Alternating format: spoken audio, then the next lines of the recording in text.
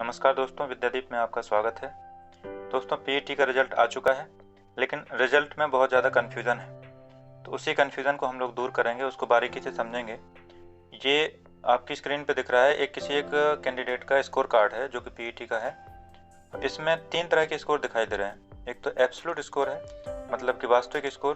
दूसरा है आपका नॉर्मलाइज स्कोर और तीसरा है परसेंटाइल स्कोर। तो ये क्या है, इनको बारी बारी से समझेंगे। तो जो वास्तविक स्कोर है, इसका अर्थ है जो आपने नंबर वास्तव में प्राप्त किए हैं। जैसे किसी बंदे ने 100 में से 77.75 नंबर प्राप्त करे हैं, यानी कि कुछ 80 या इसके आसपास उसने सही करे होंगे, कुछ माइनस हुए होंगे, तो मिला के आपके कुल मिला के 77.75 नंबर उसको प्राप्त हुए। अब दूसरा है यहाँ पर नॉर्मलाइज स्कोर। तो नॉर्मलाइज स्कोर जब कोई पेपर एक से अधिक शिफ्ट में होता है, तो क्या होता है कि पेपर का जो टफनेस लेवल है, मतलब कठिनता स्तर है, वो बढ़ जाता है या किसी में कम हो जाता है। तो उसको तुलनात्मक रूप से समान करने के लिए नॉर्मलाइज स्कोर बनाया जाता है।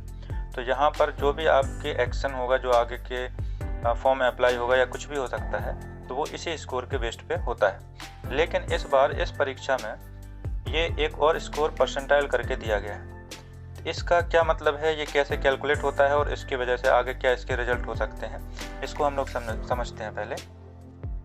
जैसे पहले अगर बात करें हम कि परसेंटाइल ये है क्या, तो परसेंटाइल का सीधा सा अर्थ है कि मान लो किसी एग्ज़ाम में 100 बच्चों ने एग्ज़ाम दिया, 100 बच्चों में एग्ज़ाम दिया, किसी बच्चे का परसेंटाइल आया है 90%। तो इसका अर्थ है कि आप, मतलब जिसके 90 परसेंटाइल आए हैं, उससे नीचे 90 बच्चे हैं, मतलब उसका जो स्कोर है उसके स्कोर से कम है 90 बच्चों के स्कोर, और जो टॉप 10 हैं इनमें वो बच्चा शामिल है। जैसे अगर लेखपाल की भर्ती की इस पीईटी की भर्ती की बात करें, तो इसमें लगभग 17 लाख लोगों ने एग्ज़ाम दिया था। ठीक, 17 लाख लोगों ने एग्ज़ाम दिया। अगर मान लो किसी कैंडिडेट के 90 परसेंटाइल आया है, तो 90 परसेंटाइल का अर्थ है 17 लाख का 90% आप कैलकुलेट करेंगे तो ये लगभग आएगा 15,30,000। 15,30,000, यानी कि जिसका 90 परसेंटाइल है, तो उससे 15,30,000 बच्चे उससे नीचे हैं, और उससे ऊपर कितने बच रहे हैं, तो 17 लाख में से आप 15,30,000 घटाएंगे तो लगभग 1,70,000 बच्चे। तो जिसका परसेंटाइल 90% है वो 1,70,000 बच्चों में शामिल है, टॉप के। ठीक है, तो ये परसेंटाइल का अर्थ है। मतलब सीधी सी बात है, 100 बच्चे अगर शामिल हैं, किसी का 92 परसेंटाइल है, इसका मतलब कि 92 बच्चे उससे नीचे हैं और वो टॉप 8 में शामिल है। ठीक है, इस तरह से ये परसेंटाइल का कैलकुलेशन होता है। अब बात आती है कि जो आगामी भर्ती है, कितने परसेंटाइल वाले उस भर्ती में शामिल हो सकते हैं या नहीं हो सकते हैं। जैसे एक लेखपाल की भर्ती आने वाली है।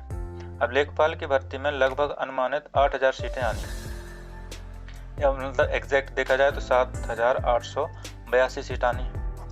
अब 7,882 सीट है, लगभग उसको मोटे मोटे अंदाज में 8,000 मान के चलते हैं। तो उन्होंने, विभाग ने बताया था कि जितनी भी सीट रहेंगी उससे लगभग हम 15 गुना कैंडिडेट बुलाएंगे। तो अगर 8,000 सीट हैं तो 8,000 का 15 गुना कितना हुआ, 1,20,000। 1,20,000। अब 1,20,000 कैंडिडेट को बुलाएंगे। अब ये किस आधार पे बुलाएंगे, किस आधार पे वो इनके आवेदन लेंगे, इसके अलग अलग तरीके हैं। हालांकि विभाग की तरफ से कोई घोषणा नहीं हुई है, लेकिन अपने हिसाब से इसके 2 तरीके हो सकते हैं। जैसे पहला तरीका क्या होगा कि ये टॉप के 1,20,000 बुला लें, मतलब जितना भी परसेंटाइल बना है उसमें एक परसेंटाइल वो घोषित कर देंगे कि लगभग 92 परसेंटाइल से ऊपर के बच्चे जो हैं वो आवेदन कर सकेंगे। तो अगर ये पहले से कैलकुलेट करते हैं कि 92% से ऊपर के इतने आवेदन हैं, इतने में हमारे कैंडिडेट पूरे हो जाएंगे। लेकिन इसमें दिक्कत क्या आएगी कि 92% अच्छे परसेंटाइल वाले वो कैंडिडेट भी होंगे जो लेखपाल की भर्ती में अप्लाई करने के लिए एलिजिबल नहीं है, योग्य नहीं है। जैसे मान लो लेखपाल में CCC मांगा जाएगा, तो हो सकता है किसी के परसेंटाइल 95 हो लेकिन उनके पास CCC ना हो। अब क्योंकि पीईटी का एग्जाम 10th पास से दिया गया, तो हो सकता है किसी का परसेंटाइल बहुत हाई हो लेकिन वो 12th ना किया हो। ठीक, कुछ और कंडीशन भी हो सकती हैं कि किसी का परसेंटाइल हाई आया है लेकिन वो किसी और जॉब में चला गया हो तब तक। तो ऐसी कई सारी कंडीशंस हो सकती हैं जिसके कारण वो कोई परसेंटाइल पहले से प्री डिफाइन नहीं कर सकते हैं कि इसके बाद वाले स्टूडेंट्स ही अप्लाई करें। ठीक, तो अब ये नहीं होगा तो दूसरा तरीका क्या हो सकता है। दूसरा तरीका हो सकता है कि वो सभी लोगों से आवेदन मांगें।